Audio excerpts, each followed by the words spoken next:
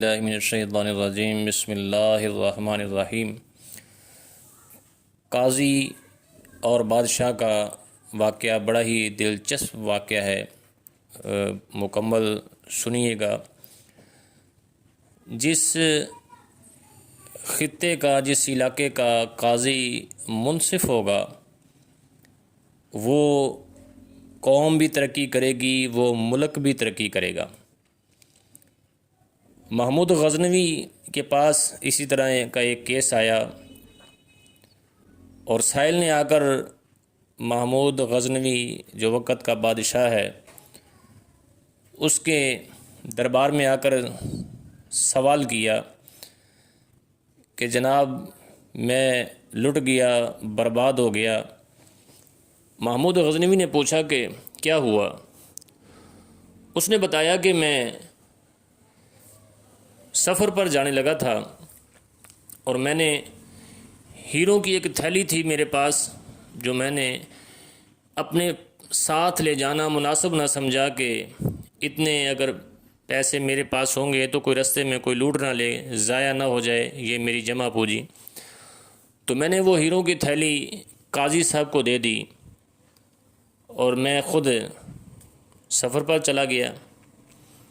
جب میں لوٹ کر آیا تو میں نے قاضی صاحب سے اپنا مال واپس مانگا، تو قاضی صاحب نے وہ ہیروں کی تھیلی جو تھی وہ مجھے اٹھا کر دے دی۔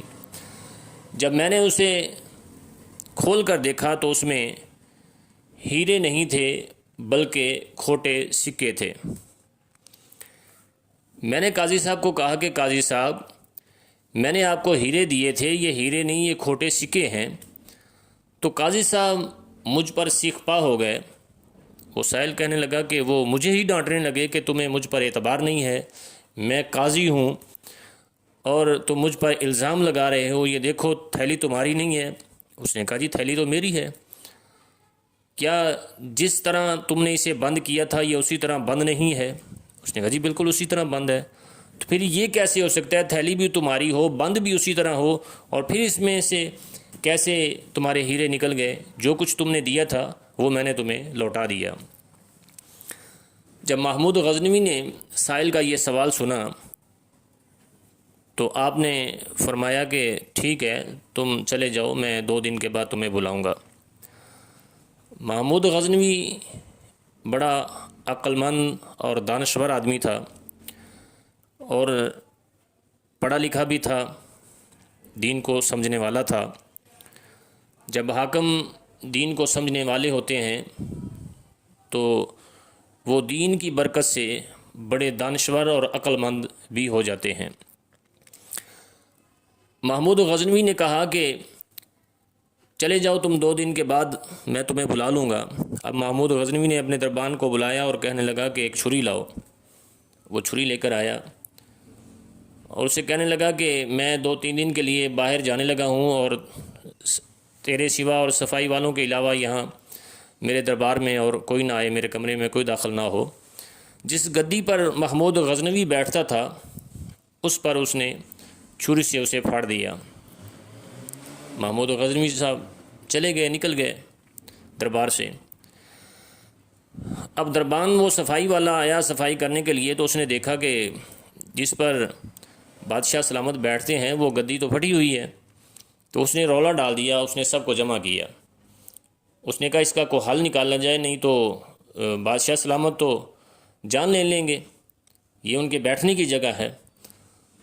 تو انہوں نے کہا کہ کسی ایسے آدمی کو بلایا جائے جو اس کو رفو بھی کر دے، اس کو سلائی بھی کر دے اور پتہ بھی نہ چلے۔ سب نے دماغ لڑایا کہ ایسا کون سا آدمی ہے؟ تو ایک نے بتایا کہ ایک احمد رفو گر ہے، وہ اس چیز کا بڑا ماہر اور ماسٹر ہے۔ انہوں نے کہا جی بلائیں اسے۔ جب اسے بلایا گیا تو اس نے کہا جی ٹھیک ہے بالکل میں سلائی کر دوں گا، بالکل پتہ نہیں چلے گا۔ جو بھی اس کے ساتھ طے ہوا، اس کے ساتھ طے ہونے کے بعد اس نے کہا جی ٹھیک ہے میں کام کر دیتا ہوں۔ اس نے سلائی لگانا شروع کر دی، رفو ایسے کر دیا، ایسے سلائی لگا دی کہ بالکل محسوس ہی نہیں ہوتا تھا کہ اس میں کچھ سلائی لگی ہوئی ہے۔ اب بادشاہ سلامت جب واپس آئے، اس گدی پر بیٹھے، تو دربان سے پوچھا کہ اس کو سلائی کس نے لگائی ہے؟ انہوں نے کہا جی یہ تو پھٹی نہیں تھی۔ بادشاہ نے کہا کہ زیادہ بڑھنے کی کوشش نہ کرو، اسے میں نے خود پھاڑا تھا، اور یہ بتاؤ کہ سلائی کس نے کیا ہے، اس کو ٹھیک کس نے کیا ہے؟ اب دربان اور پریشان ہو گئے کہ بادشاہ سلامت نے خود ہی کیا تو اب تو جھوٹ کی کوئی باقی گنجائش ہی نہیں ہے۔ انہوں نے بتایا جی احمد رفو گر ہے، اس کو ہم نے کہا تھا۔ جب اس کو بلایا گیا تو اس نے کہا بادشاہ سلامت بالکل یہ آپ کے لوگ میرے پاس چل کر آئے تھے، تو میں نے یہ سلائی لگائی ہے، میں نے رفو کیا ہے۔ انہوں نے کہا تھا جی اس طرح ہونا چاہیے کہ اس کا پتہ بھی نہ چلے کہ اس میں کوئی سلائی وغیرہ لگی ہوئی ہے، تو میں نے اس انداز میں، اس طور طریقے میں نے کر دیا۔ تو اب محمود غزنوی نے اس احمد رفو والے کو ساتھ لیا اور پیچھے کمرے میں چلے گئے اور اسے تھیلی دکھائی کہ اس تھیلی کو بھی تم نے سلائی لگائی تھی۔ تو وہ احمد رفو گر جو تھا وہ کہنے لگا بادشاہ سلامت جان کی امان چاہتا ہوں، آپ کے قاضی صاحب میرے پاس تشریف لائے تھے، تو انہوں نے کہا جی اس میں ہیرے ہیں، کچھ انہوں نے رکھ لیے، مجھے بھی اس میں سے حصہ دیا، اور اس کو سلائی ایسے لگا دو کہ محسوس نہ ہو، میں نے اس کو بھی سلائی لگا دی۔ اب بادشاہ نے ساری انکوائری پوری کر لی، پتہ چل گیا کہ قاضی صاحب ہی چور ہیں۔ قاضی صاحب کو بلایا گیا، جب محمود غزنوی نے قاضی کو بلایا تو قاضی صاحب سے پوچھا، قاضی صاحب سیکھ پا ہو گئے، بادشاہ سلامت آپ مجھ پر الزام لگا رہے ہیں، جیسا کہ عام روٹین میں ہمارے یہاں دنیا کے معمولات چل رہے ہیں۔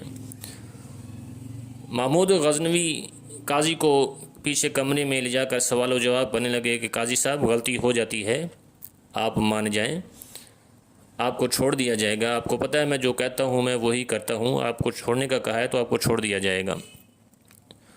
وہ بالکل نہ مانے، قاضی صاحب بالکل ماننے کو تیار ہی نہیں تھے۔ تو محمود غزنوی نے جب دربار لگایا تو قاضی صاحب کو بلایا گیا، سائل کو بھی بلایا گیا، تو اب محمود غزنوی نے قاضی صاحب سے پوچھا کہ جناب آپ نے اس تھیلی سے ہیرے نکالے ہیں؟ انہوں نے کہا جی نہیں میں نے بالکل نہیں نکالے۔ تو محمود غزنوی نے احمد رفو گر جو تھا اس کو بلایا، جب وہ آیا تو اب جو قاضی صاحب کے پاؤں تھے وہ ڈگمگانے لگے۔ اب قاضی صاحب سے منہ سے کوئی الفاظ نہ نکلتے، جو بھی نکلتے وہ ٹوٹ پھوٹ کا شکار ہو کر نیچے گر جاتے۔ ظاہری بات ہے جو چور ہوتا ہے اس کو پتہ چل جاتا ہے کہ اب میں پھنس گیا ہوں، اب میرے پاس بچنے کی کوئی گنجائش نہیں ہے۔ تو جب قاضی صاحب ظاہر ہو گیا کہ جناب قاضی صاحب نے ہی چوری کی ہے، احمد رفو گر نے بتا دیا کہ جناب قاضی صاحب نے میرے پاس آئے تھے، انہوں نے مجھے بھی حصہ دیا، خود بھی رکھا، اور میں نے ہی اس کو سلائی لگائی ہے۔ تو بادشاہ سلامت نے کہا کہ قاضی صاحب میرے دربار سے نکل جاؤ۔ اب محمود غزنوی نے اسے دربار سے نکال دیا۔ جب دربار سے نکال دیا تو وہ گھر جب گئے، رستے میں جو لوگ سلام کرتے تھے قاضی صاحب کو، اب وہ زبانیں تان کر رہے ہیں کہ جس کو ہم اچھا سمجھتے تھے یہ تو چور نکلا۔ جب گھر گئے تو بیوی کہنے لگی کہ اب میں کہ کیسے جاؤں گی، جب رستے میں نکلتی ہوں تو لوگ باتیں سناتے ہیں کہ یہ چور کی بیوی ہے۔